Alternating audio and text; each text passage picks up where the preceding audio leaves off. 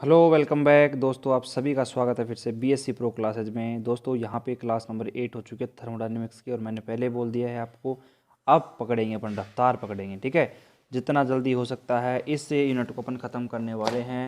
Unit number 3 अपनी चल रही है। देखो यहाँ पे हमारे पास में हीट कैपेसिटी पढ़ रहे थे, ऊष्माधारिता अपन पढ़ रहे थे। ऊष्माधारिता के अंतर्गत हमारे जो तीनों मॉडल थे, ड्यूलो-पिट्टी का मॉडल, ठीक है, और हमारे पास में जो आइंस्टीन मॉडल था और डिबाई मॉडल, तीनों को हमने पढ़ लिया है। उससे पहले जो द्विपरमाणु अणु के लिए ऊष्माधारिता था वो भी हमने पढ़ लिया है। मैंने आपको पहले ही बोल दिया था कि ऊष्माधारिता वाला जो ये कॉन्सेप्ट है, ये जो टॉपिक है, ये हमारा पूरा आधा चैप्टर या आधी यूनिट लेके बैठा हुआ है। ठीक है, तो हमारी लगभग आधी यूनिट से ज़्यादा खत्म हो चुकी है। अब देखो हमारे पास में क्या क्या टॉपिक बचे हुए हैं, कुछ नहीं है। हमें थोड़ा बहुत क्लास में आज अपन क्या पढ़ने वाले हैं, आज अपन पढ़ने वाले हैं फेज स्पेस के बारे में, कला समष्टि के बारे में पढ़ने वाले हैं, थोड़ा बहुत सूक्ष्म और स्थूल अवस्था के बारे में पढ़ने वाले हैं। ठीक है, और आज अपन बात करेंगे हमारे पास में जो एंट्रोपी एस है, एंट्रोपी और प्रायिकता फलन डब्ल्यू के बीच में संबंध स्थापित करेंगे। और जो कि हमने यहाँ पे आपको पता हो तो चैप्टर नंबर 7 के अंतर्गत फर्मी डिराक सांख्यिकी और बोस आइंस्टीन सांख्यिकी में वहाँ पे सीधा अपन ने एक फॉर्मूला उपयोग में लिया था, आपको याद हो तो, एंट्रोपी और प्रायिकता फलन का। ठीक है, तो यहाँ पे उसको आज प्रूफ करने वाले हैं। ठीक है, तो करे स्टार्ट भाई साहब। अब हमारे पास में देखो सांस भी लेने का टाइम नहीं है, जल्दी से जल्दी सिलेबस कवर करवाना है, मतलब करवाना है। तो यहाँ पे आज का टॉपिक है, पहले बोल रहा हूँ जल्दी करेंगे, लेकिन टॉपिक को समझने में कोई भी जल्दीबाजी नहीं करेंगे। आगे बात समझ में? ठीक है, तो यहाँ पे देखो अब आज स्टार्ट करते हैं। आज का जो टॉपिक है हमारा पहला, कई बार एग्जाम में यहाँ पे आपसे पूछ लिया जाता है 1 नंबर के अंतर्गत कि परिभाषित करो कला समष्टि क्या है, फेज स्पेस क्या है। ठीक है, तो कला समष्टि को परिभाषित करने के लिए आपके पास में 1 नंबर या 1.5 नंबर में टिप्पणी आ जाती है कि कला समष्टि को परिभाषित करो फेज स्पेस को। तो ये क्या होती है, छोटी छोटी डेफिनेशंस हैं, ठीक है, उनको अपन पढ़ लेते हैं। तो यहाँ पे कला समष्टि क्या होती है, चिरसम्मत भौतिकी की अवधारणा के अनुसार, क्लासिकल फिजिक्स की जो हमारे पास में अवधारणा है उसके अनुसार, किसी भी गैस के अणु की सरलतम व्याख्या करने के लिए एक निर्देश तंत्र की आवश्यकता होती है। क्या कहा मैंने, सुना आपने, कि चिरसम्मत भौतिकी की अवधारणा के अनुसार किसी भी गैस के अणु की सरलतम व्याख्या करने के लिए एक निर्देश तंत्र की आवश्यकता होती है, और इस निर्देश तंत्र में कण के अभिविन्यास को समझाने के लिए स्वतंत्र चरों की आवश्यकता होती है। ठीक है, और स्वतंत्र चरों के साथ में स्थिति के साथ साथ में संवेग के चरों की भी आवश्यकता पड़ती है। और इस प्रकार परिभाषित निर्देश तंत्र षटविमीय निर्देश तंत्र कहलाता है, जिसको अपन कला समष्टि फेज स्पेस कहते हैं। तो कुछ समझ में आया? कुछ समझ में आया क्या? तो आपने कहा कि सर हमारे तो कुछ भी समझ नहीं आया, तो कोई बात नहीं, दोबारा पढ़ लेते हैं। पकड़ना चीज़ को, कैच करना, क्योंकि नोट्स तो मैंने आपको टेलीग्राम पे डाल दिए हैं, तो वहाँ से आपको इसकी थ्योरी पढ़ लेनी है। मैं यहाँ पे थ्योरी आपको नहीं लिखूंगा, साफ सी बात है। तो यहाँ पे देखो क्या कहने की कोशिश कर रही है। देखो यहाँ पे अपन बात करते हैं चिरसम्मत जो भौतिकी हमारे पास में, क्लासिकल फिजिक्स, चिरसम्मत भौतिकी क्या कहती है कि हमें गैस के अणु की सरलतम व्याख्या करने के लिए, हमारे पास में कोई गैस का पार्टिकल है, गैस का कोई अणु है, ठीक है, अब गैस के अणु की हमें व्याख्या करनी है। भाई उसको, भाई व्याख्या क्यों करनी है, हमें अध्ययन करना है, हमें व्याख्या करनी है उसकी, हमें उसको डिफाइन करना है। तो हमें क्या करना, हमें किसकी आवश्यकता पड़ेगी, हमें एक निर्देश तंत्र की आवश्यकता पड़ती है। व्याख्या करने के लिए हमें निर्देश तंत्र की आवश्यकता होती है, और इस निर्देश तंत्र में कण के अभिविन्यास को समझाने के लिए, भाई इस निर्देश तंत्र के अंतर्गत हमारे पास में कण के अभिविन्यास को समझाने के लिए, कण के अभिविन्यास को समझाने के लिए हमें स्वतंत्र चरों, फ्री वेरिएबल की आवश्यकता पड़ती है। कण के अभिविन्यास को समझाने के लिए हमें स्वतंत्र चरों की आवश्यकता होती है। किसकी? स्वतंत्र चरों की आवश्यकता होती है या पड़ती है। ठीक है, अब यहाँ पे हमारे पास में स्वतंत्र चरों के अंतर्गत अपन बात करते हैं। हमारे पास में 2 चर आते हैं। एक तो हमारे पास में आता है स्थिति का, समझ रहे बात को। एक तो हमारे पास में स्वतंत्र चरों के रूप में स्थिति के चर आते हैं और एक हमारे पास में फ्री वेरिएबल के रूप में संवेग के चर आते हैं। तो हमारे पास में देखो हमें आवश्यकता पड़ेगी समझाने के लिए एक तो स्थिति के और एक पड़ेंगे संवेग के, यानी कि हमें फ्री वेरिएबल जो चाहिए स्वतंत्र चरों की जो आवश्यकता पड़ेगी, स्थिति और संवेग के स्वतंत्र चरों की हमें आवश्यकता पड़ेगी किसी भी कण को समझाने के लिए, उसके अभिविन्यास को समझाने के लिए। और इस प्रकार देखो आपको बता देता हूं मैं, इस प्रकार जो परिभाषित निर्देश तंत्र होता है वो षटविमीय निर्देश तंत्र कहलाता है। मतलब 3 हमारे पास में कोऑर्डिनेट होंगे स्थिति के और 3 हमारे पास में संवेग के होंगे, दोनों मिलाकर, दोनों मिल गए भाई 3 और 3 कितने होते हैं, पहली क्लास में पढ़ा था 6 होते हैं। तो इसी प्रकार हमने यहाँ पे क्या देखा कि 3 स्थिति के हैं और 3 संवेग के हैं, तो हमारे पास में जो निर्देश तंत्र बन गया ये बन गया षटविमीय निर्देश तंत्र। और ये जो षटविमीय निर्देश तंत्र बन गया ये हमारे पास कला समष्टि कहलाता है। आपको दिख नहीं रहा है तो कोई बात नहीं, ऊपर कर देते हैं, कला समष्टि कहलाता है। अब एक बात बताओ, इस पूरी रामायण को मैंने यहाँ पे समाहित करके रख दिया है। देखो चिरसम्मत भौतिकी के अनुसार चिरसम्मत भौतिकी के अनुसार गैस के अणु की व्याख्या करने के लिए निर्देश तंत्र की आवश्यकता होती है और निर्देश तंत्र में कण की अभिविन्यास को समझाने के लिए स्वतंत्र चरों की आवश्यकता होती है। स्वतंत्र चर हमारे पास में 2 रूप में उपस्थित होते हैं, स्थिति का और संवेग का। 3 हमारे पास में कोऑर्डिनेट dx dy dz स्थिति के होंगे और संवेग के dpx dpy dpz संवेग के होंगे। तो दोनों मिलकर हमने देखा कि षटविमीय निर्देश तंत्र बना दिया और षटविमीय निर्देश तंत्र कला समष्टि कहलाता है। पूरी कहानी को मैंने आपको अल्टीमेट तरीके से समझा दी है, ऐसा आपने आपकी जिंदगी में नहीं पढ़ा होगा, इस प्रकार पढ़ाया है मैंने आपको, ठीक है। और यहाँ पे बात करते हैं हमारे पास में जो कला समष्टि है, यहाँ पे इसको देखो कोऑर्डिनेट को अपन एच से निरूपित करते हैं और एच बराबर आपने क्या देखा कि 3 तो स्थिति के और 3 संवेग के। तो देखो स्थिति के dx dy और dz, ठीक है, और हमारे पास में dpx dpy, ठीक है, और dpz। ये क्या हो गया हमारे पास में स्थिति संवेग, स्थिति और संवेग के यहाँ पे क्या हो गए, कोऑर्डिनेट हो गए, ठीक है। और यदि हमारे पास में आपसे पूछ ले, मान लो कोई भी आपसे नॉर्मली आपसे जनरली कोई ऐसे नॉलेज के लिए पूछ ले कि स्थिति वेग के बताओ, भाई स्थिति वेग के कोऑर्डिनेट बताओ किसमें, कला समष्टि के अंतर्गत, तो आप यहाँ पे बता सकते हो एच बराबर क्या जाएंगे, देखो dx dy dz, p की जगह लिख देंगे vx, ठीक है, dpy dpvy और dpvz। ये हमारे पास में क्या हो गए, स्थिति और वेग के हमारे पास में कोऑर्डिनेट हो गए, स्थिति और वेग के। तो आपसे कोई भी जनरली पूछ सकता है, लेकिन अपने काम का यही है, ठीक है, अपने काम का जो आएगा वो यही आएगा हमारे पास में, स्थिति और संवेग का, ठीक है। तो यहाँ पे कला समष्टि के बारे में जो आपको नॉलेज होनी चाहिए, मेरे हिसाब से आपको कंप्लीट नॉलेज मैंने आपको दे दी है। इस प्रकार की कहानी को कला समष्टि कहते हैं, जो कि मैंने आपको एक अल्टीमेट लेवल तक समझा दी है, ठीक है। आपसे कोई भी पूछेगा तो आप आंख बंद करके उसको समझा सकते हो। देखो एक बात मैं आपको बता देता हूँ, किसी भी थ्योरेटिकल पार्ट को समझने के लिए, चाहे वो आर्ट्स हो चाहे वो साइंस हो, कुछ भी हो, वहाँ पे अगर आप इस प्रकार क्वेश्चन को पढ़ते हो ना तो आपके दिमाग में इमेज बन जाएगी इस प्रकार से, और इस प्रकार से याद करने में बहुत ही आसानी रहती है। पहली बात बताता हूँ आपको, ठीक है। अब उसके बाद में अपन चलते हैं सेकंड पॉइंट पर, यानी कि सेकंड डेफिनेशन हमारे पास है सूक्ष्म और स्थूल अवस्था क्या होती है। एग्जाम में कई बार आपसे ये छोटे छोटे पॉइंट है वो पूछ लिए जाते हैं कि सूक्ष्म और स्थूल अवस्था क्या होती है, समझते हैं शानदार तरीके से। अब यहाँ पे बात करते हैं सूक्ष्म और स्थूल अवस्था की, ठीक है। तो ध्यान से समझना, अल्टीमेट तरीके से समझा देंगे आपको क्या होती है सूक्ष्म और स्थूल अवस्था क्या होती है। देखो ऊष्मा गति की भौतिकी की अवधारणा के अनुसार, सुना ध्यान से सुनो, सभी स्टूडेंट सुनेंगे ध्यान से। ऊष्मा गति की भौतिकी की अवधारणा के अनुसार यदि किसी निकाय में बहुत अधिक कण उपस्थित होते हैं तो वह निकाय उस कण के सापेक्ष स्थूल निकाय कहलाता है और उसके अंतर्गत विद्यमान कण सूक्ष्म निकाय कहलाते हैं। कोई दिक्कत नहीं है, मेरे हिसाब से 90% बच्चों को समझ में नहीं आई इसकी डेफिनेशन, ठीक है, कोई बात नहीं, यहाँ पे समझो ध्यान से। ये हमारे पास में क्या है, एक निकाय है,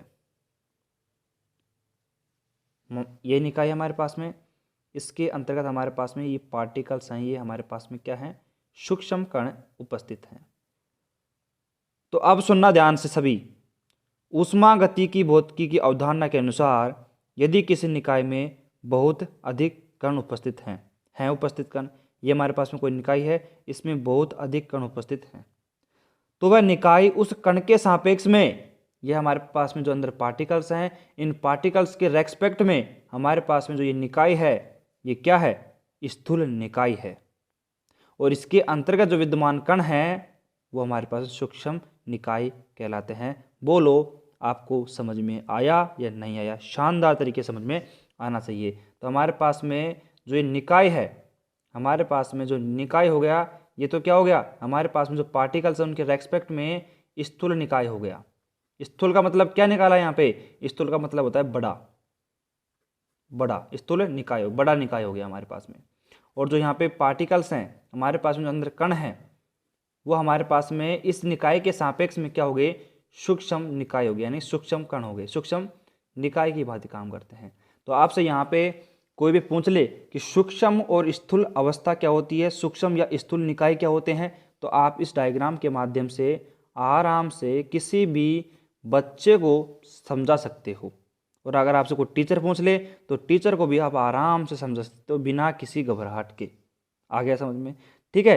तो जैसे अपने कोई एग्जाम्पल ले लेते हैं, जैसे मान लो यहाँ पे अपने एक एग्जाम्पल लिया, एग्जाम्पल ले लेते हैं। और जैसे कि अपने यूरेनियम का एक परमाणु है, ठीक है, इस परमाणु में उपस्थित हमारे पास जो इलेक्ट्रॉन, प्रोटॉन, जो न्यूट्रॉन है, चाहे यूरेनियम का मतलब, चाहे हाइड्रोजन का ले लो, चाहे नाइट्रोजन का ले लो, किसी का भी ले लो, वहाँ पर हमारे पास एक परमाणु है। उसके अंतर्गत जैसे मान लो हमारे पास कोई नाइट्रोजन का परमाणु है, उसके अंतर्गत हमारे पास में जैसे इलेक्ट्रॉन हो गए, प्रोटॉन हो गए और न्यूट्रॉन हो गए। ठीक है। उसमें क्या है कि हमारे पास में जो इलेक्ट्रॉन, प्रोटॉन, न्यूट्रॉन है, ये हमारे पास में क्या है, सूक्ष्म कण है। तो ये तो क्या हो गया, हमारे पास में सूक्ष्म अवस्था हो गई या सूक्ष्म निकाय हो गया, सूक्ष्म अवस्था हो गई। और हमारे पास में जो नाइट्रोजन का जो हमारे पास में परमाणु है, ये परमाणु क्या हो गया, ये परमाणु इन सूक्ष्म अवस्था के रेस्पेक्ट में हमारे पास में हो गया स्थूल अवस्था हो गई, या फिर स्थूल निकाय कहलाएगा। तो बोलो आपको क्लियर हुआ या नहीं हुआ इस एग्जाम्पल के माध्यम से? आ गया समझ में? कोई भी दिक्कत नहीं होनी चाहिए, कोई भी दिक्कत यहाँ पे आपको नहीं होनी चाहिए। तो अब चले आगे चलें। अब यहाँ पे हमारे पास में जो नेक्स्ट टॉपिक आता है वो है अल्टीमेट टॉपिक है, कई बार एग्जाम में आ चुका है, कई बार एग्जाम में आ चुका है। ठीक है। ऊष्मागतिक प्रायिकता, ऊष्मागतिक प्रायिकता और एंट्रोपी में संबंध स्थापित करो, जो कि हमने, आपको याद हो, हमने यहाँ पे 2-3 हज़ार साल पहले एक डेरिवेशन सोल्व किया था, एक ने 2 किए थे, फर्मी और डिराक सांख्यिकी के मध्य संबंध, और वहाँ पे बोस और आइंस्टीन सांख्यिकी हमने परिभाषित करी थी। तो वहाँ पे हमने प्रायिकता फलन का और एंट्रोपी का जो रिलेशन है उसका फॉर्मूला काम में लिया था। और मैंने कहा था कि अपन इसको यूनिट नंबर 3 के अंदर प्रूफ भी करेंगे। और ये क्वेश्चन कई बार एग्जाम में आता है कि एंट्रोपी और यहाँ पे प्रायिकता फलन के मध्य, ऊष्मागतिक प्रायिकता फलन के मध्य संबंध स्थापित करिए। तो ये क्वेश्चन आज अपन सोल्व करेंगे अल्टीमेट तरीके से, और आपको शानदार मजा आने वाला है इसके अंतर्गत। 1% भी ऐसे नहीं लगेगा कि अपन यहाँ पे फिजिक्स पढ़ रहे हैं, और फिजिक्स में भी थर्मोडायनेमिक्स की जो हमारे पास स्टैटिक्स यूनिट है, जो कि अपन डिफिकल्ट बताते हैं, ये पढ़ रहे हैं अपन। आपको 1% भी ऐसा महसूस नहीं होगा, साफ सी बात है। इतना शानदार कॉन्सेप्ट से अपन यहाँ पे इसको पढ़ने वाले हैं। ठीक है। तो यहाँ पे अपन ऐसे करते हैं कि चलो यहीं पढ़ लेते हैं। ठीक है, यहीं पढ़ लेते हैं, कोई दिक्कत नहीं। पेज बर्बाद करने से कोई मतलब नहीं है भाई। देखो, पेज बर्बाद करेंगे, पेड़ कटेंगे, और पेड़ कटेंगे तो हमारे पास में पेड़ों की संख्या कम होगी। यहाँ पे बात करते हैं। अब यहाँ पे देखो, ये पेन खराब हो गया, देखिए मेरे हिसाब से यार। चलो कोई दिक्कत नहीं, अभी तो काम चलाते हैं इससे। हमारे पास में जो टॉपिक है अगला, वो है ऊष्मागतिक, क्या है इसका चक्कर, क्या है हमारा टॉपिक अगला, ऊष्मागतिक। देखो इससे लिख लेते हैं अपन, ऊष्मागतिक, ऊष्मागतिक प्रायिकता और एंट्रोपी में संबंध, एंट्रोपी में संबंध। तो सबसे पहले तो अपन क्या कर लेते हैं, थोड़ा थोड़ा ये सीख लेते हैं कि हमारे पास में जो एंट्रोपी क्या होती है और ऊष्मागतिक प्रायिकता क्या होती है।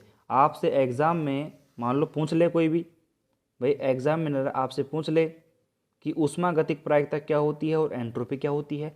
तो सबसे पहले इधर देखो, अपन इधर बना लेते हैं, एक तरफ डाल लेते हैं एंट्रोपी, ठीक है, और एक तरफ डाल लेते हैं अपन ऊष्मागतिक प्रायिकता। तो दोनों के बारे में थोड़ा थोड़ा सीख लेते हैं, फिर उसके बाद में अपन क्या कर लेंगे, दोनों में संबंध स्थापित कर लेंगे। ठीक है, तो यहाँ पे अब थोड़ा बहुत यहाँ पे इसके बारे में सीख लेते हैं। मैंने आपको एक अल्टीमेट तरीके से एक एग्जाम्पल देके समझाया था एंट्रोपी को, आपको याद हो तो अपने पिछले जो अपना चैप्टर था, चैप्टर नंबर जो 7 था उसके अंतर्गत। और यहाँ पे थोड़ा बहुत अपन बात कर लेते हैं। देखो, ऊष्मागतिक भौतिकी की अवधारणा के अनुसार जो एंट्रोपी होती है हमारे पास में, ठीक है, जो एंट्रोपी होती है वो निकाय की अव्यवस्था होती है। ठीक है, और निकाय की अव्यवस्था को मापन करने के लिए अपन एंट्रोपी का इस्तेमाल करते हैं। और ये एक तरीके से देखा जाए तो एंट्रोपी होती है वो हमारे पास में सिस्टम की एनर्जी होती है, निकाय की ऊर्जा होती है। इसे अपन ई से प्रदर्शित करते हैं। ठीक है, या फिर अपन इसको अपन देखा जाए तो एस से भी इसको निरूपित कर देते हैं। ठीक है, तो इस प्रकार की कहानी है हमारी एंट्रोपी की। ठीक है, तो यहाँ पे अपन बात करते हैं एंट्रोपी को। मैंने आपको एक एग्जाम्पल के माध्यम से समझाया था, आपको याद हो तो, कैसे कि हमारे पास में एक क्लासरूम है और क्लासरूम के अंदर जो बच्चे बैठे हुए हैं, अगर मान लो क्लासरूम के अंतर्गत हमारे पास में टीचर नहीं है, तो उस कंडीशन के अंतर्गत जो बच्चा जहाँ पे बैठने में सूटेबल होता है, यानी कि अपने रोल नंबर वाइज जो सीट अलाउ की गई है उस पर नहीं बैठेगा, अपने मित्र के पास जाके बैठेगा जहाँ पे उसको कंफर्टेबल जोन महसूस होगा, तो वहाँ पे जाके बैठेगा। साफ सी बात है।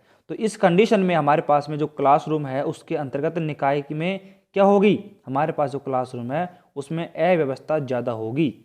साफ सी बात है। तो यहाँ पे अव्यवस्था ज़्यादा होगी तो आप देख सकते हो कि हमारे पास में निकाय की अव्यवस्था ज़्यादा होगी तो वो निकाय की एंट्रोपी कहलाती है। और एक तरीके से देखा जाए तो ये निकाय की एनर्जी होती है। ठीक है, ठीक है। तो हम यहाँ पे बात करते हैं एंट्रोपी जो होती है, इसको मैंने आपको थोड़ा बहुत समझा दिया है। इस प्रकार की कहानी एंट्रोपी की रहती है। और अपन बात करते हैं इसको एस से निरूपित करते हैं, आपको पता हो तो एस से निरूपित करते हैं। तो एंट्रोपी के बारे में थोड़ा बहुत पता चल गया आपको, और वैसे नोट्स में आपको प्रॉपर इसकी लैंग्वेज मिल जाएगी आपको। अब बात करते हैं हमारे पास में जो ऊष्मागतिक प्रायिकता होती है, ये क्या होती है। ऊष्मागतिक प्रायिकता वे सूक्ष्म अवस्था या स्थूल निकाय के लिए, समझ रहे हो बात को, यहाँ पे हमारे पास में जो ऊष्मागतिक प्रायिकता होती है ये सूक्ष्म और स्थूल निकाय, जो अभी अपन ने पढ़े हैं सूक्ष्म और स्थूल अवस्था निकाय के लिए। ठीक है, सूक्ष्म और स्थूल निकाय के लिए एक अभिगम अवस्था होती है, एक अभिगम अवस्था होती है। और इस निकाय की अभिगम अवस्था को ही अपन क्या कहते हैं, ऊष्मागतिक प्रायिकता कहते हैं। अब देखो आप समझो इस बात को, समझो हम कहना क्या चाह रहे हैं। यानी कि अपन बात करते हैं हमारे पास में सूक्ष्म और स्थूल निकाय भी जो अपन ने पढ़ा है, इसके अंतर्गत हमारे पास में, ठीक है, तो यहाँ पे बात को समझने की थोड़ा कोशिश करो। हमने क्या कहा, देखो वापस सुनो बात को। ऊष्मागतिक प्रायिकता क्या होती है, देखो हमारे पास में सूक्ष्म और स्थूल निकाय की जो कंडीशन होती है, सूक्ष्म और स्थूल निकाय की जो प्रॉपर्टी होती है, उस निकाय की प्रॉपर्टी को जो फॉलो करती है उसको बोलते हैं, उस अवस्था को बोलते हैं अपन अभिगम अवस्था बोलते हैं। अभी मैं आपको समझाने में थोड़ा असमर्थ हो गया था, वहाँ पे थोड़ा सा मेरे को कन्फ्यूजन हो गया था कि किस प्रकार इसको समझाया जाए। तो अब सुनो बात को। यहाँ पे हमने क्या कहा कि हमारे पास में एक अवस्था होती है, ठीक है, जो कि हमारे पास में सूक्ष्म और स्थूल अवस्था को फॉलो करती है, उसका पालन करती है। सूक्ष्म और स्थूल निकाय की जो कंडीशन होती है ना, प्रॉपर्टीज, उसको फॉलो करती है, उसको पालन करती है, उसको बोलते हैं अपन अभिगम अवस्था।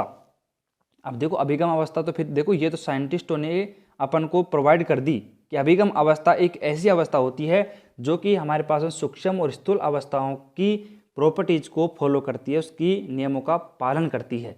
तो जो अभिगम अवस्था होती है वो अभिगम अवस्था ही ऊष्मागतिक प्रायिकता फलन कहलाती है। ठीक है, तो ये कहानी है हमारी ऊष्मागतिक प्रायिकता की।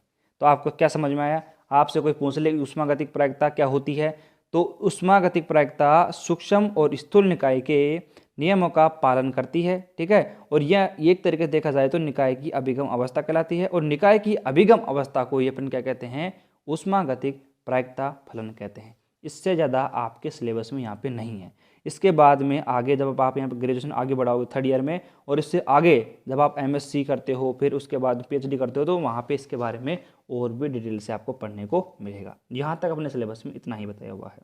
और यहाँ पे अपन बात करते हैं ऊष्मागतिक प्रायिकता फलन को अपन डब्लू से या फिर अपन बात करते हैं ओम से निरूपित करते हैं, ठीक है, प्रदर्शित करते हैं। और एक बात बताता हूँ आपको मैं, ऊष्मागतिक प्रायिकता फलन हो चाहे एंट्रोपी हो, दोनों ही हमारे पास में क्या होती हैं, एनर्जी होती है इस सिस्टम की, निकाय की एनर्जी ही कहलाती है, ठीक है। यहाँ पे ऐसा इसको अपन इसी मतलब ये क्या है, दोनों निकाय की एनर्जी ही होती हैं, चाहे ऊष्मागतिक प्रायिकता फलन को ले लो या फिर हमारे पास एंट्रोपी को ले लो, ठीक है। तो दोनों हमने थोड़ा बहुत दोनों के बारे में समझा है कि एंट्रोपी और ऊष्मागतिक प्रायिकता फलन क्या होते हैं, ठीक है, उनके बारे में थोड़ा बहुत अपने देखा। और किससे निरूपित करते हैं, इसको ऐसे निरूपित करते हैं, और हमारे पास में इसको डब्लू से निरूपित करते हैं। अब चलते हैं इसके गणितीय विश्लेषण पर, जो कि सबसे इंपॉर्टेंट रहता है, ठीक है। सबसे जो इंपॉर्टेंट रहता है वो हमारे पास में इसका मैथमेटिकल प्रूफ ही रहता है, और कई बार एग्जाम में आ चुका है। आप जाके चेक कर सकते हो, लास्ट ईयर प्रीवियस ईयर के जो पेपर्स हैं वहाँ पे जाके चेक करो, ये हमारे पास में कई बार आ चुके हैं, एंट्रोपी ऊष्मागतिक प्रायिकता फलन में संबंध, ठीक है।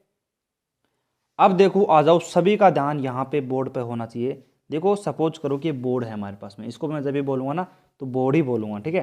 तो ऐसे बोलेंगे ना अपन कॉपी या फिर आप नोटबुक पर ध्यान दो तो फिर ऐसा मज़ा नहीं आता। तो सभी का ध्यान यहाँ पे बोर्ड पर होना चाहिए। तो क्या लिखा हुआ है बोर्ड पे, आप सभी देख सकते हो, गणितीय सत्यापन लिखा हुआ है। तो गणितीय सत्यापन अपन यहाँ पर करते हैं, तो आपको पता है कि हम यहाँ पे सबसे पहले आपको ये पता होना जरूरी है कि हम किस में मध्य संबंध निकाल रहे हैं। हम निकाल रहे हैं एंट्रोपी और ऊष्मागतिक प्रायिकता के बीच में, ठीक है, डब्लू और एस के बीच में। अब यहाँ पे हमारे पास में जो मैक्सवेल बोल्ट्जमान सांख्यिकी है, मैक्सवेल और बोल्ट्जमान सांख्यिकी हमारे पास में, उसके अनुसार जो एंट्रोपी होती है वो ऊष्मागतिक प्रायिकता फलन होती है। मतलब समझो बात को, मैं क्या कहने की कोशिश कर रहा हूँ। हमारे पास में जो मैक्सवेल है और बोल्ट्जमान सांख्यिकी है, उनके अनुसार निकाय की एंट्रोपी और ऊष्मागतिक प्रायिकता, निकाय की एंट्रोपी और ऊष्मागतिक प्रायिकता एक दूसरे के फलन होते हैं। कैसे, देखो समझो बात को। यहाँ पे हमारे पास में मैं क्या कहने की कोशिश कर रहा हूँ कि हमारे पास में मैक्सवेल बोल्ट्जमान सांख्यिकी के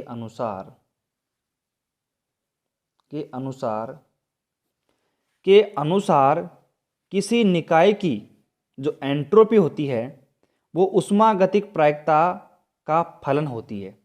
देखो समझो बात को, क्या कहने की कोशिश कर रहा हूँ मैं।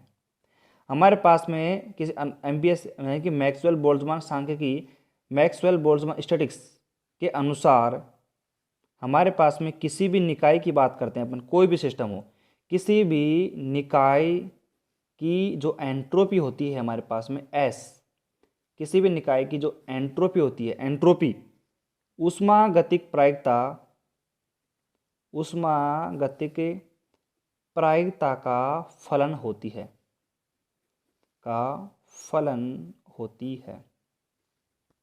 अब एक बात बताओ, ये क्या कहने की कोशिश कर रहा है, ये मैंने तो कहा नहीं है, ये अपन बात कर रहे हैं एमबीएस थ्योरी के आधार, एमबीएस सांख्यिकी के आधार पर, मैक्सवेल बोल्ट्जमान सांख्यिकी के अनुसार अपन क्या कह रहे हैं कि हमारे पास में जो एंट्रोपी होती है वह हमारे पास में ऊष्मागतिक प्रायिकता का फलन होती है। ये कहने की कोशिश कर रहा हूँ मैं 1 मिनट से आपसे।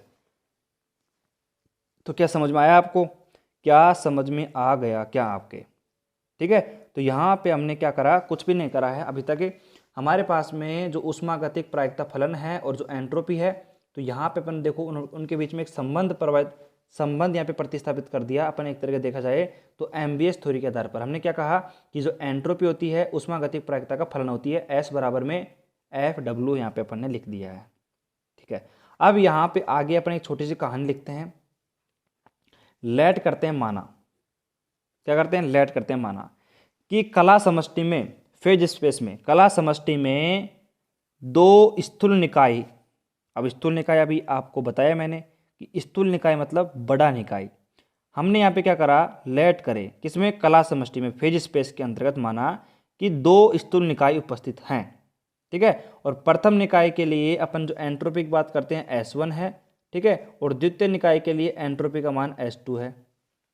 और यहाँ पे हमारे पास में जो प्रथम निकाय है उसके लिए ऊष्मागतिक प्रायिकता फलन W1 है, और द्वितीय निकाय के लिए ऊष्मागतिक प्रायिकता फलन हमारे पास में W2 है, ठीक है। तो ये कहानी अपन ने मान ली, ठीक है। तो हमने यहाँ पे देखो क्या लिख सकते हैं, फिर देखो सुनो बात को, हम यहाँ पे लिख सकते हैं, देखो यहाँ पे ये हमारे पास में जाए, इसको समीकरण नंबर 1 नाम दे दो आप, ठीक है। उसके बाद में देखो आप यहाँ पे लिखोगे प्रथम निकाय के लिए, तो यहाँ पे देखो अपने क्या माना, देखो प्रथम निकाय के लिए, फॉर फर्स्ट सिस्टम के लिए। तो यहाँ पे अपन बात करते हैं, देखो S1 आएगा यहाँ पे, क्योंकि हमने बात करी है प्रथम निकाय के लिए एंट्रोपी का मान S1 होगा और यहाँ पे ऊष्मागतिक प्रायिकता का मान W1 होगा। तो यहाँ पे S1 बराबर, देखो समीकरण 1 से अपन लिख सकते हैं S1 बराबर में FW1 लिख सकते हैं, समीकरण नंबर 2 नाम देते इसको। इसी प्रकार अपन बात करते हैं द्वितीय निकाय में। तो द्वितीय निकाय में यहाँ पे कैसे लिखेंगे, देखो भाई सेकेंड सिस्टम के अंतर्गत कैसे लिखेंगे, वही S2 बराबर में FW2। अरे समझो बात को यार, कुछ नहीं करा है, बिल्कुल सिंपल से कहा मैं, ठीक है। यहाँ पे अपन ने क्या कर दिया, S1 बराबर FW1 कर दिया और S2 बराबर में FW2 कर दिया, ठीक है। अब यार देखो नींद आएगी आपको, ऐसे क्या, ऐसे मज़ा नहीं आएगा। देखो मतलब थोड़ा सा एक्टिव होकर देखो, अपनी जगह पर थोड़ा सा एक्टिव होकर देखोगे तो मज़ा आएगा। अब ऐसे पढ़े पढ़े देख रहे हो, मज़ा नहीं आएगा उसमें, देखो ठीक है। थोड़ा सा अगर आप यहाँ पे ध्यान दे के पढ़ोगे ना, तभी जाके समझ में आएगी चीज़ें, नहीं तो हवा में उड़ जाएंगे, ऐसे निकल जाएंगे आपके ऊपर से, ठीक है। तो यहाँ पे S1 S2 का मान हमने लिख दिया है, समीकरण नंबर 2 समीकरण नंबर 3 इसको नाम दे दो आप। अब यहाँ पे यदि अपन बात करें, हमारे पास में जो सिस्टम था उस निकाय के अंतर्गत एंट्रोपी का मान S1 S2 है। यदि अपन टोटल एंट्रोपी की बात करते हैं, कुल एंट्रोपी की बात करते हैं, तो कितनी है बताओ। कुल एंट्रोपी की बात करें पूरे सिस्टम में, तो S बराबर कितना आ जाएगा, S1 प्लस में S2 आ जाएगा, ठीक है। और यहाँ पे यदि अपन बात करें, हमारे पास में कुल एंट्रोपी का मान S बराबर कितना आ गया, S1 प्लस में S2 आ गया, ठीक है। तो यहाँ पे अगर अपन बात करें तो हमारे पास में देखो समीकरण 1 से देखो आप, समीकरण 1 2 3 से देखो आप, समीकरण 1 2 3 से देखो, हमारे पास में देखो S का मान कितना है, S का मान देखो आप, S का जो मान है वो है हमारे पास में FW है, और S1 का मान कितना है हमारे पास में FW1 है, और प्लस में हमारे पास में S2 का मान FW2 है। ये हमारे पास में आ गया समीकरण नंबर 4 आ गया। इसमें कोई दिक्कत है क्या, मेरे को एक बात बताओ, इसमें कोई दिक्कत है क्या? यहाँ तक मेरे हिसाब से आपको कुछ भी दिक्कत नहीं होनी चाहिए, क्योंकि अभी तक अपन ने कुछ किया ही नहीं है, साफ सी बात है। अब देखो यहाँ पे क्या करते हैं, देखो हमारे पास में क्या आ गया, FW बराबर FW1 और FW2 आ चुका है। अब यहाँ पे ये दोनों निकाय है हमारे पास में, देखो FW1 निकाय है, मतलब यानी कि प्रथम निकाय हो गया और द्वितीय निकाय हो गया। अब यहाँ पे अपन कुछ और कहानी कह रहे हैं, देखो सुनो उस कहानी को। हमारे पास में जो दोनों निकाय हैं ये आपस में परस्पर एक अन्योन्य क्रिया कर रहे हैं। अब एक बात मैं आपको बताऊं, ये अपन बात कर रहे हैं ना, ये अपन बात कर रहे हैं गैस के मॉलिक्यूल के लिए बात कर रहे हैं, ठीक है।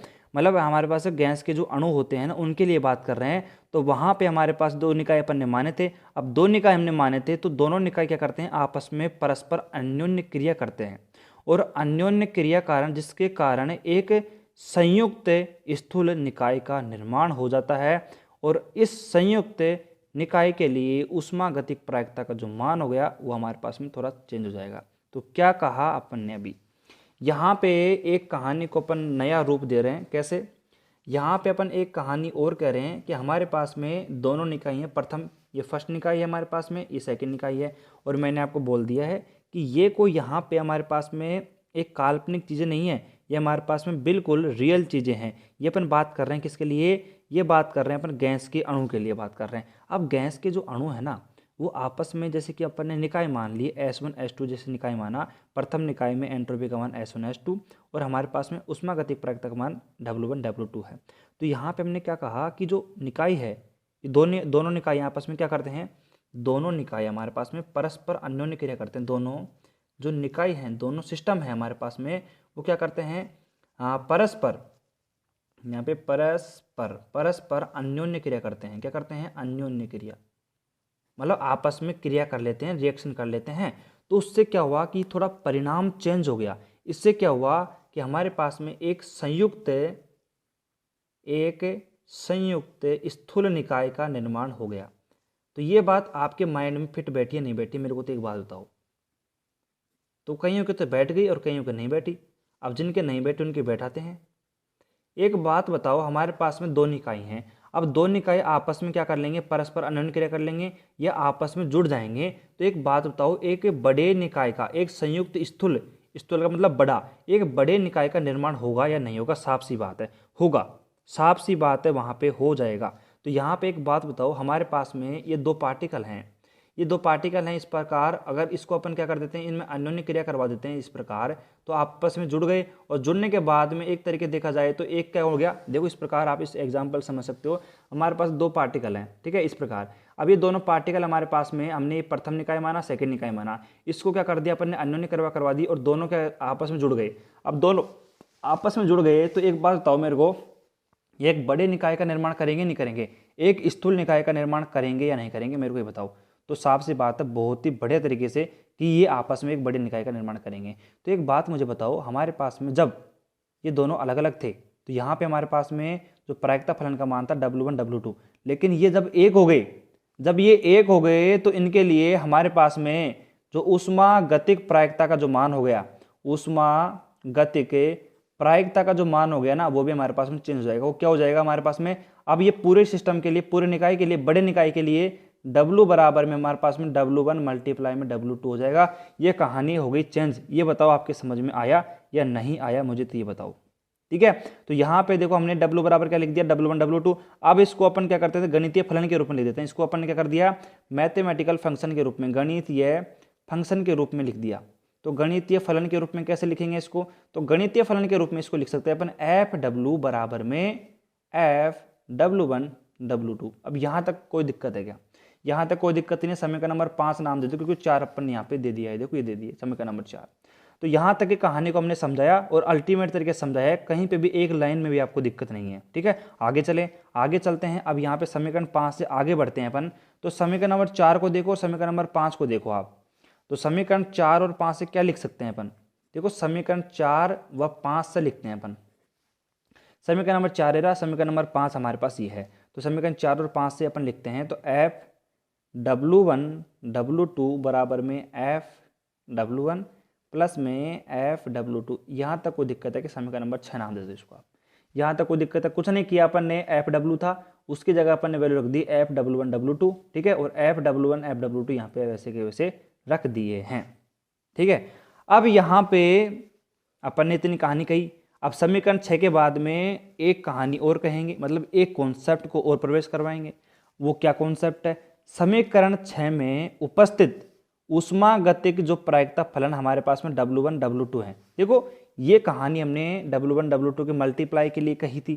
तो यहाँ पे हमने क्या कहा कि स्थूल निकाय बना दिया, एक बड़ा निकाय बना दिया, उसके अंतर्गत ऊष्मागतिक प्रायिकता फलन क्या हो जाएंगे, फिर मल्टीप्लाई हो जाएंगे। साफ सी बात है, W1 W2 मल्टीप्लाई हो गए। उसके बाद में समीकरण 4 और 5 से ये वैल्यू हमने लिख दी। अब समीकरण 6 को ध्यान से देखो, समीकरण 6 को थोड़ा सा अपनी अंतर आत्मा से ध्यान से देखो, तो आपको क्या नजर आ रहा है, हमें नजर आ रहा है कि यहाँ पे F1 F2 नहीं है, FW1 W2 बराबर में FW1 प्लस में FW2, दोनों अलग अलग हैं। तो यहाँ पे समीकरण नंबर 6 में क्या कहेंगे अपन कि समीकरण 6 में उपस्थित ऊष्मागतिक जो प्रायिकता फलन है W1 W2 ये स्वतंत्र चर हैं।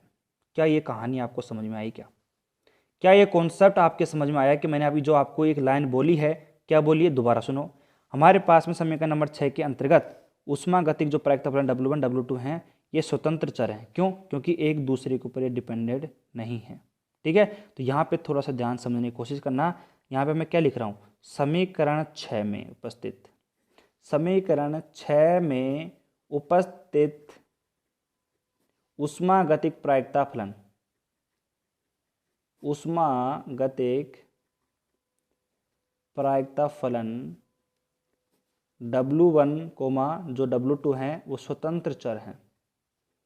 वो क्या है हमारे पास में, स्वतंत्र चर है। अब कैसे, हमने क्या कहा, हमारे पास में जो W1 W2 है हमने दो अलग अलग निकाय माने थे, प्रथम निकाय सेकंड निकाय की बात करी है, ठीक है। अब ये अपन बात कर रहे हैं जब ये दोनों निकाय आपस में अलग अलग हैं।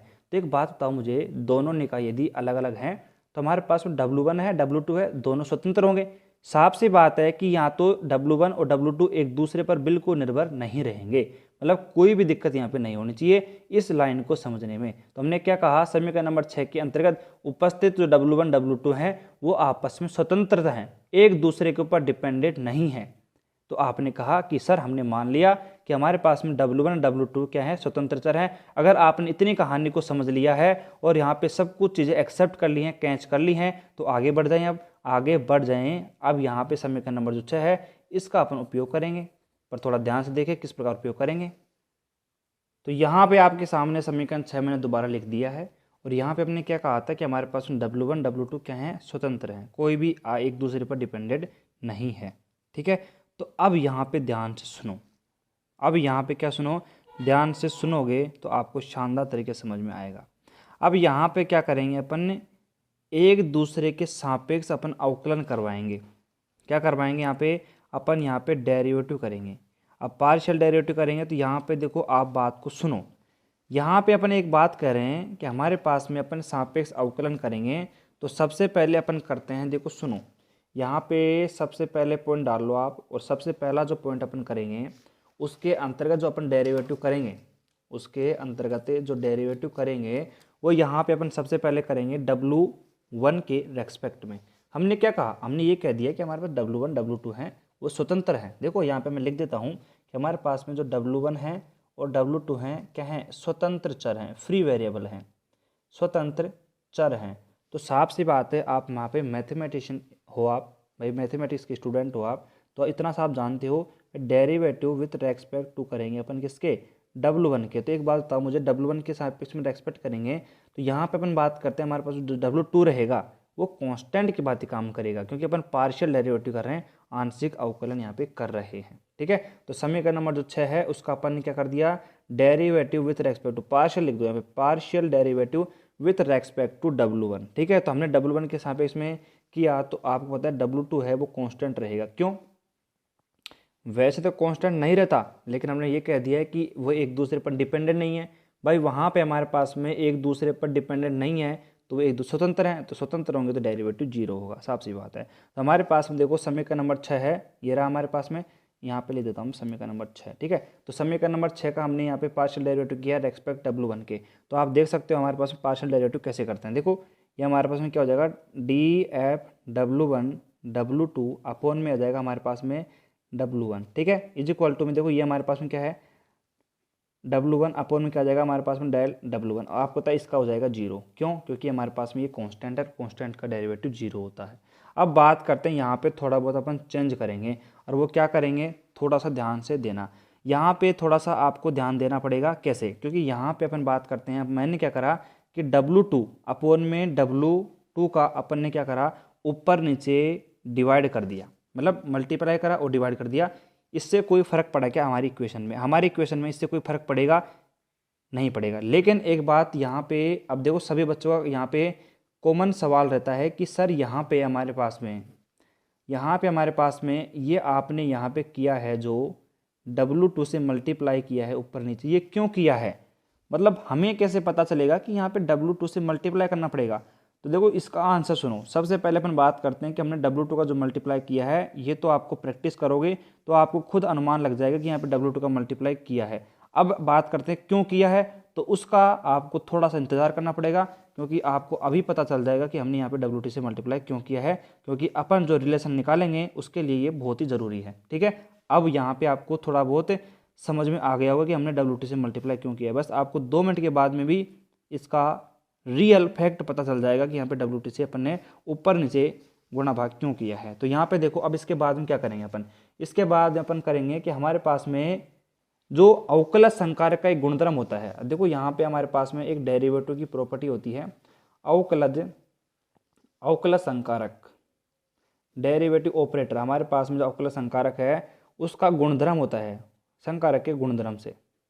अब एक बात बताऊँ आपको, अब आप सोच रहे हो कौन सा गुणधर्म आ गया ये, जो कि हमने आज तक पढ़ा नहीं है। तो एक बात मैं आपको बता देता हूँ, यहाँ पे जो अब ये जो रिलेशन जिस वैज्ञानिक ने यहाँ पे फाइंड किया था, जो हम बात कर रहे हैं, देखो ये बातें होती है ना, टीचर आपको नहीं बताएगा।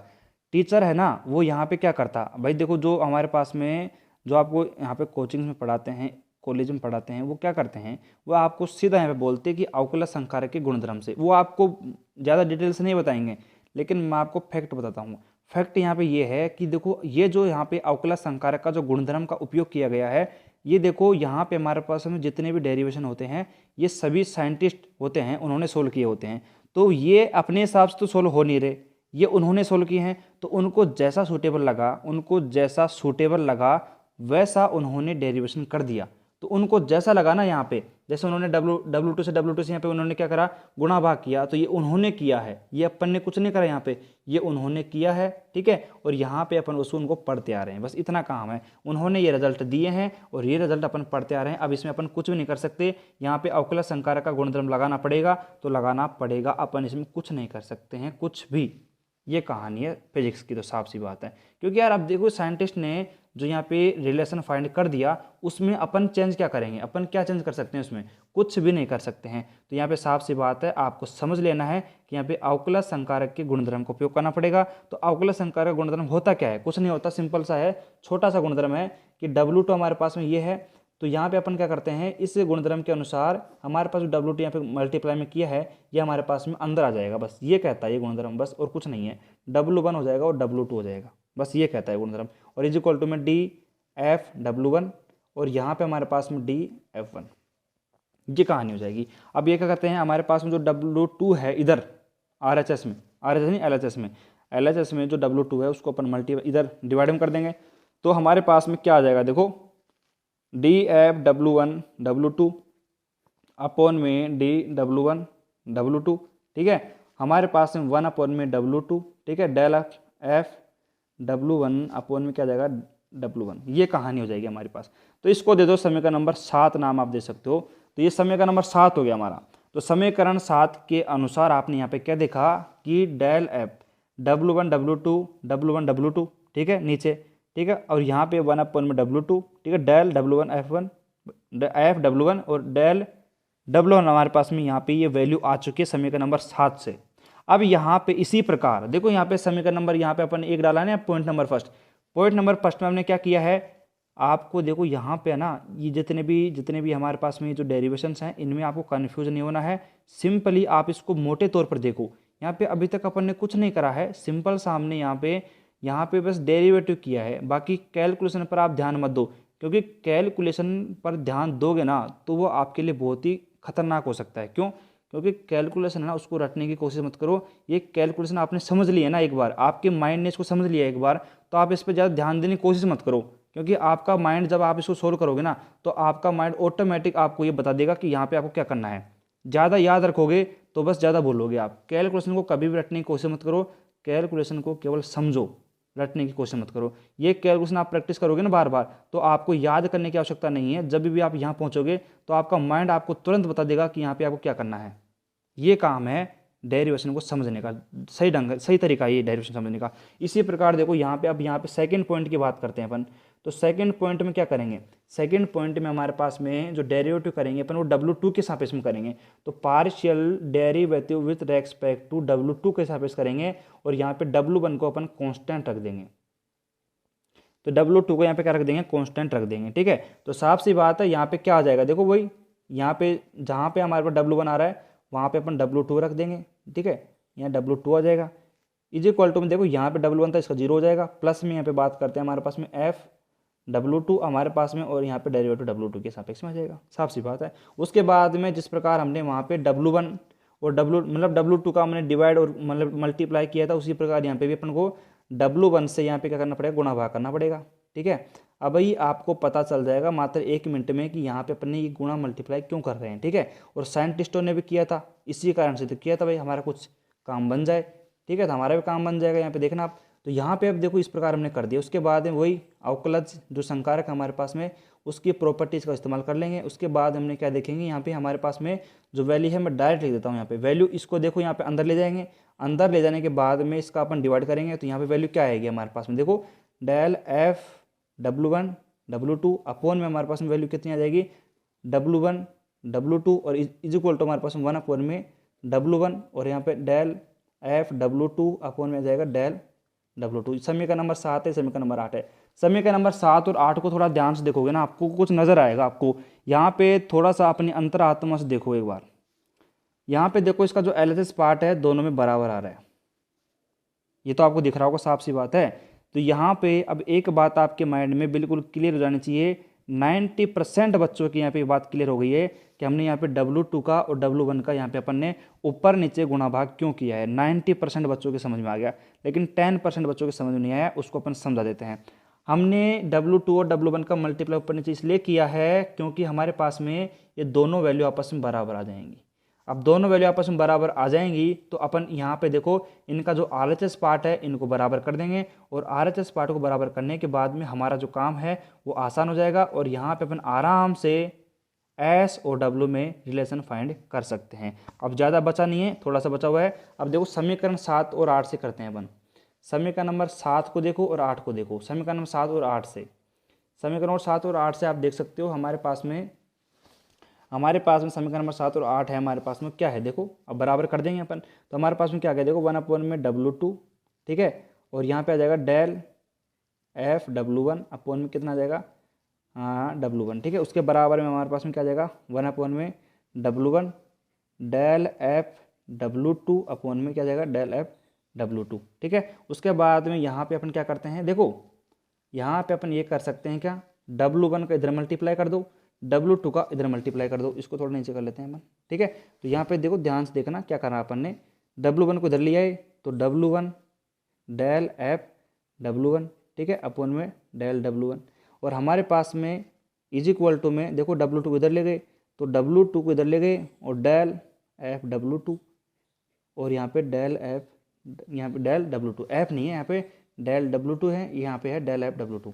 तो यहाँ पे एक बात मुझे बताओ, सारे बोलेंगे एक साथ बोलेंगे, ठीक है, सभी समझो एक बार ध्यान से, सभी यहाँ पे ध्यान से बोलेंगे और ध्यान से समझ के बोलेंगे, देखो शांति से बोलेंगे। यहाँ पे आप देखो हमने यहाँ पे जो डेरिवेटिव यानी कि ये फॉर्म निकाल दी है वो क्या है देखो, W1 del F W1 upon में डेल W1, यानी कि हमारे पास में जो W1 का हमारे पास में जो यहाँ पे डेरिवेटिव हो रहा है वो किसके सापेक्ष में हो रहा है, W1 के सापेक्ष में, और यहाँ पे W2 का जो रेस्पेक्ट में डेरिवेटिव हो रहा है W2 के सापेक्ष में हो रहा है। तो हमारे पास में अब देखो यहाँ पे कुछ भी वैल्यू रख दो आप, यहाँ पे W1 W2 की वैल्यू रखोगे आप, तो यहाँ पे हमारे पास में वैल्यू, तब यहाँ पे हमारे पास W2 का ही फलन है और W1 के सापेक्ष में अपन डेरिवेटिव कर रहे हैं, तो हमारे पास में वैल्यू है वो कांस्टेंट वैल्यू होगी। और हमारे पास में जब W2 का यहाँ पे W2 के रेस्पेक्ट में हमने यहाँ पे डेरिवेटिव कर रहे हैं, हमारे पास में जो वैल्यू मिलेगी वो एक कांस्टेंट वैल्यू मिलेगी। तो इज इक्वल टू में लिख दोगे आप यहाँ पे कांस्टेंट। ये कहानी आपको समझ में आई नहीं आई, मात्र 2 मिनट का बचा हुआ है, अब ये डेरिवेशन खत्म हो चुका है। यहाँ तक बताओ आप, यहाँ तक ये हमारे पास में जो आंशिक अवकलन अपन ने किया है, उसके बाद में जो ये 2 लाइन है ये इंपॉर्टेंट है। कैसे हैं, क्योंकि देखो यहाँ पे अपन ने क्या करा है, कुछ नहीं करा, दोनों आपस में बराबर किया, उसके बाद में W1 को W1 के पास में लिया है और W2 को W2 के पास में ले गए। हमने कहा कि हमारे पास में जो फंक्शन है W1 के पूरे रूप W1 के रूप में है, यहाँ पे W2 के रूप में है। अब यहाँ पे वैल्यू कुछ भी रखो आप, यहाँ पे जब डेरिवेटिव करोगे तो आप देखो यहाँ पे हमारे पास जो वैल्यू है वो कांस्टेंट मिलेगी। तो कांस्टेंट वैल्यू हमने बराबर लिख दी कि हमने कांस्टेंट वैल्यू ही मिलेगी। अब आगे चलते हैं और इसको आगे सोल्व करते हैं अपन। तो अब देखो ध्यान से, यहाँ पे हमने क्या लिखा है, यहाँ पे हमने जो लास्ट में लिखा है उसको दोबारा लिख लेते हैं। देखो W1 del F W1 upon में हमारे पास में del W1 is equal to W2 del F W2 upon में क्या है डेल W2 बराबर में कांस्टेंट। अभी जो मैंने बातें बोली है ना आपको, इसको थोड़ा सा आप ध्यान से शांत माइंड से समझोगे ना तो आपको अल्टीमेट तरीके समझ में आएगा कि यहाँ पे जो वैल्यू है वो 0 क्यों बन रही है, यहाँ पे कांस्टेंट क्यों बन रही है, 0 नहीं कांस्टेंट क्यों बन रही है। आप इसको थोड़ा सा ध्यान से समझने की कोशिश करोगे तो आपको समझ में आएगा कि यहाँ पे कांस्टेंट वैल्यू क्यों बन रही है, ठीक है। अब यहाँ पे इसके बाद में कुछ नहीं है, ये हमारे पास में अपन लिखेंगे यहाँ पे according to MBS theory, Maxwell Boltzmann सांख्यिकी है, उसके अनुसार अपन यहाँ पे क्या लिखते हैं, अपन इसको देखो व्यापक रूप में लिखें, जनरल फॉर्म में लिखेंगे। व्यापक रूप में तो कैसे लिखेंगे, कुछ नहीं है, यहाँ पे हमारे पास में देखो W1 W2 है तो इसको अपन सिंपल W के रूप में दर्शा दिया, यानी कि व्यापक फॉर्म में। और यहाँ पे हमारे पास में W अपॉन में कितना आ जाएगा डेल W, और ये हमारे पास में क्या आ रहा है कांस्टेंट आ रहा है, तो बराबर में हमने कांस्टेंट रख दिया। और कांस्टेंट हमने मान लिया कि कोई के कांस्टेंट आ रहा है हमारे पास में, ठीक है। तो ये कह रही है MBS theory, MBS Maxwell Boltzmann सांख्यिकी के अनुसार। इसको अपन ने व्यापक रूप में लिख दिया, यानी कि हमने W1 W2 को हमने किसके रूप में लिख दिया, केवल W के रूप में लिख दिया, अपन इसको व्यापक रूप बोलते हैं। उसके बाद में आप देख सकते हो कि यहाँ पे हमने जो डिफाइन किया है मैक्सवेल बोल्ट्जमान सांख्यिकी के अनुसार, तो यहाँ पे जो के है वो हमारे पास में क्या है, बोल्ट्जमान कांस्टेंट है। क्या है, बोल्ट्जमान कांस्टेंट है। और बोल्ट्जमान कांस्टेंट का मान आपको याद होना चाहिए 1.38 10⁻23 जूल प्रति केल्विन, ये होता है बोल्ट्जमान कांस्टेंट की वैल्यू, ठीक है। उसके बाद में अब यहाँ पे क्या बचा हुआ है बताओ, यहाँ पे हमारे पास में कुछ नहीं बचा हुआ, ये हमारे पास में वैल्यू आ गई। देखो कितनी आ गई, यहाँ पे लिख देते हैं अपन। देखो W del F W upon में डेल डब्लू बराबर में क्या आ गया हमारे पास में। अब देखो कुछ नहीं करना है, सिंपल सा काम अपन को करना है। क्या करना है, देखो ये जो डब्लू है इसको अपॉन में ले जाओ। हमारे पास में जो डब्लू है इसको इसके अपॉन में ले जाओ। देखो हमारे पास में डेल एफ डब्लू अपॉन में कितना आ गया, डेल डब्लू बराबर में के अपॉन में डब्लू। अब देखो क्या करना है, कुछ नहीं करना, इंटीग्रेशन कर दो। यहाँ पे इसको समाकलन कर दोगे तो यहीं पे कर दो, इसका समाकलन कर दो यहाँ पे। तो समाकलन करोगे आप तो थोड़ा सा ध्यान से देखो क्या हो जाएगा। समाकलन करोगे आप तो यहाँ पे क्या होगा, देखो समाकलन करना किस प्रकार से है। देखो ये हमारे पास में जो डेल डब्लू है ना, इसको आपको ले जाना है इधर, इधर ले जाना है इसके सापेक्ष में। तो यहाँ पे integration del F W upon में कितना आ जाएगा, अपॉन में है नहीं, इधर ले जाते हैं इंटीग्रेशन में, के डब्लू यहाँ पे डी डब्लू। यहाँ पे इस प्रकार करेंगे इंटीग्रेशन अपन, ठीक है।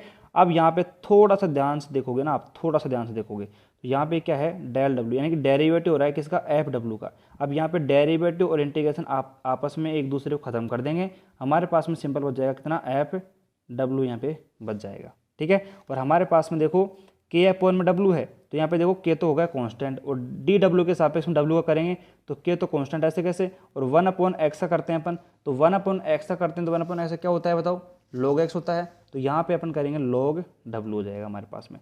तो ये हो जाएगा log w, बेस में e रहता है हमारे पास में हमेशा। और इसको अगर बेस में 10 में अपन को इसको परिवर्तन करना है तो 2.303 से इसको मल्टीप्लाई करना पड़ता है। तो आपको बेसिक नॉलेज मैं बता रहा हूँ, ठीक है। तो यहाँ पे के पॉइंट में हमारे पास में क्या आ गया, log e हमारे पास में w आ गया। अब क्या करना है, सिंपल सी बात है, समीकरण 1 की तरफ देखो। समीकरण 1 जो हमने 200 साल पहले पढ़ा था, अभी वहाँ पे हमने देखा था कि एफ डब्ल्यू का जो मान था वो एस के बराबर था, एंट्रोपी के बराबर था। हमने कहा था कि हमारे पास में ऊष्मागतिक जो प्रायिकता फलन होता है वो एंट्रोपी का फलन होता है। तो यहाँ पे इसको अपन एस लिख सकते हैं। तो एस बराबर में आ गया के लॉग डब्ल्यू, ठीक है। और आपको याद हो तो बोस आइंस्टीन सांख्यिकी के अंतर्गत हमने इसी संबंध का उपयोग करा था। एस समानुपाती होता है किसके, लॉग डब्ल्यू के। ये क्या कहता है कि जो एंट्रोपी होता है हमारे पास में वो ऊष्मागतिक प्रायिकता फलन के लघु गुणक फलन के समानुपाती होता है। तो आप देख सकते हो यही संबंध था जो हमने बोस आइंस्टीन सांख्यिकी और फर्मी डिराक सांख्यिकी में निकाला था। तो यहाँ पे आप देख सकते हो निकाय की जो एंट्रोपी होती है वो ऊष्मागतिक फलन का लघु गुणक फलन होती है, जो कि हमने प्रूफ कर दिया है। वेरी वेरी मोस्ट है, ये अल्टीमेट है, कई बार एग्जाम में आ चुका है, ठीक है। तो आज के लेक्चर में अपन इतना ही पढ़ेंगे, आज के लेक्चर में अपन इतना ही पढ़ेंगे। और देखो आज के लेक्चर में जो मैंने कवर करवाया है बहुत ही इंपॉर्टेंट है, कई बार एग्जाम में आ चुका है। आप देख लो लास्ट ईयर के जो पेपर हैं हमारे पीछे, उनको देखो एक बार आप। यहाँ पे ये क्वेश्चन भरमार मतलब कई बार आया हुआ है ये क्वेश्चन, ठीक है। ऊष्मागतिक प्रायिकता फलन और हमारे पास में एंट्रोपी में संबंध। अब हमारे पास में आप सभी का सवाल ये रहेगा कि सर यहाँ पे हमारे पास में जो यूनिट है वो कितनी बची हुई है। तो मात्र देखो मैं आपको बता दूं, यहाँ पे 4 क्वेश्चन बचे हुए हमारे पास में हो, ठीक है। 4 से 5 क्वेश्चन हमारे पास बचे हुए हैं। देखो हमारे पास में एक तो बचा हुआ है क्वेश्चन, कई बार एग्जाम में आ चुका है, राजस्थान यूनिवर्सिटी की बात कर रहा हूँ मैं, ठीक है। तो यहाँ पे ये क्वेश्चन कई बार आ चुका है, कौन सा, कि प्रूफ कीजिए कि एक परमाणु आदर्श गैस के लिए, भाई एक परमाणु आदर्श गैस के लिए समवितरण फलन का अपन को वैल्यू ज्ञात करनी है। और इसके अलावा आदर्श गैस का समीकरण, वायुदाब समीकरण और चिरसम्मत सन्निकटन वैधता समझाइए। यानी कि 4 क्वेश्चन हमारे पास बचे हुए हैं। और यहाँ पे हमारे पास जो सबसे बड़ा है ना वो हमारे पास में पहला ही है, जो एक परमाणु आदर्श गैस के लिए जो समवितरण फलन का जो मान ज्ञात करना है, ये काफ़ी बड़ा टॉपिक है। उसके बाद में तो हमारे पास ठीक ठाक है, मतलब आपको कम से कम भी यहाँ पे 2-3 लेक्चर और पढ़ने पड़ेंगे इसी यूनिट के अंतर्गत, फिर उसके बाद में हमारे पास यूनिट कंप्लीट हो जाएगी, ठीक है। तो ये आज कल में अपन कंप्लीट करवा देंगे। और आपका काम ये है कि जल्दी से जल्दी थर्मो के भी लेक्चर लेना स्टार्ट कर दो। और यहाँ पे कोर्स को जितना खींच सकते हो, मैंने आपको पहले बोल दिया, मार्च के इस महीने में जितना भी आप सिलेबस कवर करना चाहते हो कर लो। रिवीजन आपको बहुत ही कम करना है, रिवीजन नहीं करना है आपको, केवल जितना पढ़ सकते हो पढ़ लो। फिर अप्रैल का जो महीना है आपको केवल रिवीजन ही करना है, बाकी एक्स्ट्रा चीज़ें कुछ नहीं पढ़नी है। भाई जो शुरू से पढ़ता आ रहा है वो तो पूरा सिलेबस कवर कर लेगा, लेकिन जो अभी पढ़ना स्टार्ट किया है उससे मेरा निवेदन ये है कि मार्च के महीने में जो भी पढ़ें उसी को पढ़ें अप्रैल में एक्स्ट्रा चीज़ें पढ़ने की कोशिश ना करें, क्योंकि एक्स्ट्रा पढ़ोगे तो जो पीछे का पढ़ा हुआ है वो पूरा साफ हो जाएगा, यानी कि फिर आप फेल होने के कगार पर खड़े हो जाओगे। तो आप इस हिसाब से मार्च में आप आराम से प्रत्येक पेपर में 2-2 या 3-3 मिनट पढ़ लेते हो, तो उन्हीं को अप्रैल में पढ़ लेना, रिवीजन कर लेना, ये मेरा निवेदन आप सभी से है, अन्यथा आप फेल हो जाओगे, ये बात साफ है। आप क्या करते हो, तुलना करते हो बच्चों से। किसी ने जैसे मान लो आपके कोई साथी ने पूरा सिलेबस कवर कर लिया, ठीक है, तो फिर आपने अभी तक पूरे साल कुछ नहीं पढ़ा, लेकिन फिर भी आप मार्च में होते हुए भी, मार्च के महीने में आ चुके हो आप और आपके एग्ज़ाम नज़दीक है, फिर भी आप क्या करते हो, आप यहाँ पे पूरा सिलेबस कवर करने की सोचते हो। इस स्थिति में फिर आप यहाँ पे फेल हो जाते हो, साफ सी बात है। तो इस स्थिति में आपको प्रत्येक पेपर की 2 या 3 यूनिट ही पढ़नी पड़ती हैं और पढ़नी चाहिए आपको, क्योंकि तभी जाके आप आराम से, मतलब 2 या 3 यूनिट पढ़ के भी आराम से आप 65-70% आराम से बना सकते हो, इसकी गारंटी अपनी है, ठीक है। लेकिन शानदार तरीके से पढ़नी पड़ेगी, ये बात अलग है, ठीक है। तो अब मिलते हैं अगले वीडियो लेक्चर में और अपन आके पढ़ेंगे, शानदार टॉपिक पढ़ेंगे अपना, एक परमाणु आदर्श गैस के लिए सम वितरण फलन का मान निकालना है। अल्टीमेट टॉपिक है, कई बार एग्जाम में आ चुका है, ठीक है।